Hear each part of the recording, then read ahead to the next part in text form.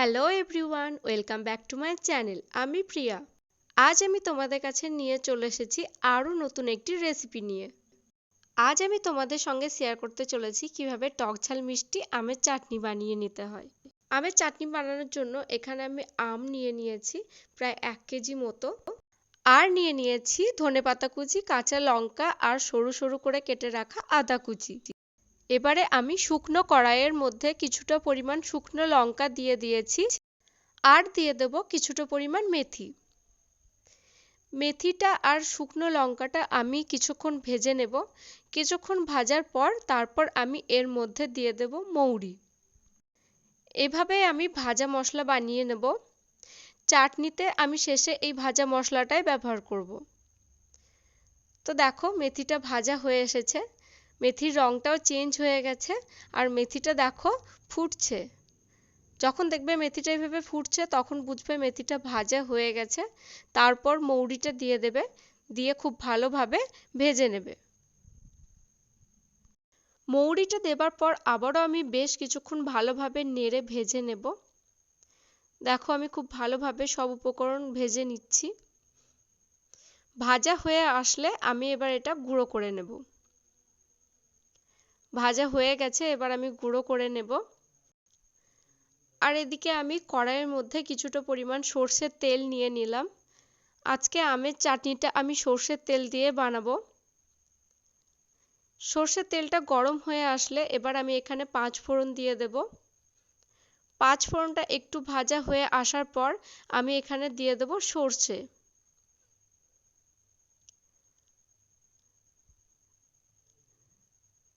সর্ষে দেওয়ার পর আবারও কিছুক্ষণ এভাবে ভেজে নেব।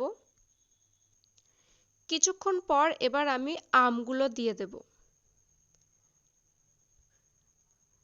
আমগুলো আমি কিউব করে কেটে রেখেছি। আমগুলো কাটার পর আমি কিছুক্ষণ জলে ভিজিয়ে রেখেছিলাম। প্রায় 1 ঘন্টা মতো আমগুলো আমি জলে ভিজিয়ে রেখেছিলাম। জলে ভিজিয়ে রাখলে আমের কষগুলো সব বেরিয়ে যায়, তাই অবশ্যই চাটনি বানানোর 1 ঘন্টা আগে তোমরা আমটা ভেজাতে দেবে। খুব ভালোভাবে আমটা আমি নেড়ে নেব। আমটা আমি খোসা সমেতই রেখে দিয়েছি, খোসাগুলো ছাড়াইনি। এখানে আমি আমগুলো খোসা ছাড়াইনি, খোসা শুদ্ধ রাখলে শাঁসটা থাকে, খেতেও ভালো লাগে। তোমরা চাইলে খোসা ছাড়িয়েও চাটনি বানিয়ে নিতে পারো। এবার আমি এখানে পরিমাণ মতো লবণ দিয়ে দেব। লবণটা আমি কিছুক্ষণ ভাজার পরই দিচ্ছি। লবণটা যদি একবারে প্রথমে দিয়ে দাও তাহলে আমগুলো গলে যাওয়ার সম্ভাবনা থাকে, তাই বেশ কিছুক্ষণ ভেজে নেবে, তারপর লবণটা দেবে। লবণ দিয়ে আমি খুব ভালোভাবে নেড়ে নিচ্ছি। আমি এই সময় লবণটা দিয়ে দিলাম, তার কারণ আমের মধ্যে তাহলে লবণটা খুব ভালোভাবে ঢুকে যাবে, ওই জন্য আমি এই সময় লবণটা দিয়ে দিলাম। লবণটা দিয়ে বেশ কিছুক্ষণ পর পর এইভাবে নেড়ে নেবে। দেখো আমটা কিছুক্ষণ পর খুব ভালোভাবে ভাজাও হয়ে এসেছে। আমটা ভাজা হয়ে আসলে এবার আমটা নামিয়ে নেবে। এবার আমি আমটা নামিয়ে একটা আলাদা জায়গায় ঢেলে রাখছি। দেখো ভেজে রাখা আমটা আমি একটা আলাদা পাত্রে রেখে দিলাম। এবার আমি ওই কড়াইয়ের মধ্যে চিনির রস বানিয়ে নেবার জন্য কিছুটা পরিমাণ জল নিয়ে নেব। রসটা আমি একটু মোটা করব, একটু মোটা করে রস করব। ওই জন্য আমি এখানে প্রায় 5 কাপ মতো চিনি নিয়ে নিয়েছি।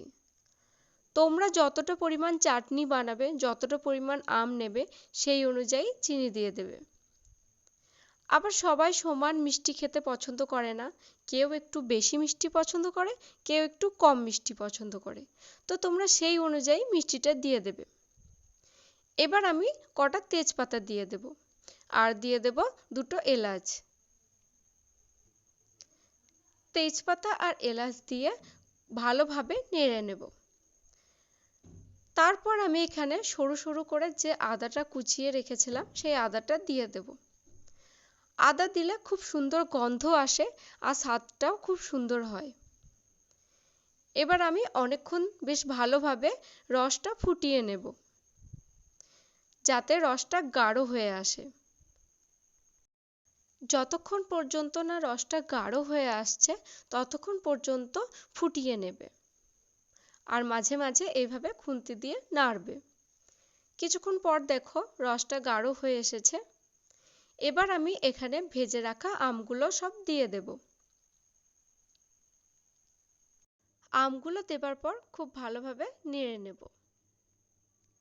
ভাত খাবার পর শেষ পাতে এরকম টক ঝাল মিষ্টি আচার বা চাটনি খেতে প্রায় সবারই খুব ভালোই লাগে। আমার তো বেশ ভালোই লাগে। তোমাদের কেমন লাগে তোমরা সেটা আমাকে কমেন্ট সেকশনে অবশ্যই জানিও। এবার আমি এর মধ্যে দিয়ে দেব কতগুলো কাঁচা লঙ্কা আর দিয়ে দেব ধনেপাতা কুচি। যারা যারা ধনেপাতা পছন্দ করো না তারা ধনেপাতা দেবে না, তারা শুধু কাঁচা লঙ্কা দিয়ে দেবে। কাঁচা লঙ্কাগুলো আমি চিড়ে নিয়েছি। কাঁচা লঙ্কাগুলো চিড়ে তারপর এর মধ্যে দিয়ে দিয়েছি। দেখো এখানে আমি বেশ কিছুক্ষণ ধরে ফুটিয়ে নিচ্ছি। ভালোভাবে কিছুক্ষণ ফুটিয়ে নেবার পর এখানে এবার আমি দিয়ে দেব ভাজা মশলা। প্রথমেই আমি যে ভাজা মশলাটা বানিয়ে রেখেছিলাম সেই ভাজা মশলাটা দিয়ে দেব। ভাজা মশলাটা দেবার পর খুব ভালোভাবে নেড়ে নেব। কিছুক্ষণ ধরে ফোটার পর তৈরি হয়ে যাবে টক ঝাল মিষ্টি আমের চাটনি। দেখো তৈরি হয়ে এসেছে আমের চাটনি। এবার এটা খুব সুন্দরভাবে পরিবেশন করে নেব। আমের সিজনে এরকম টক ঝাল মিষ্টি চাটনি খেতে বেশ ভালোই লাগে। তোমরা এইভাবে চাটনি বানিয়ে খেয়ে দেখো, তোমাদের যদি ভালো লাগে তাহলে অবশ্যই আমাকে কমেন্ট সেকশনে এসে জানিও। আর তোমরা কে কিসের চাটনি খেতে বেশি পছন্দ করো সেটাও আমাকে জানিও। দেখো তৈরি হয়ে গেছে টক ঝাল মিষ্টি আমের চাটনি। এইভাবে চাটনি বানিয়ে তোমরা বেশ কয়েকদিন রেখে খেতে পারবে। এটা যত মজবে তত খেতে আরো সুস্বাদু হবে।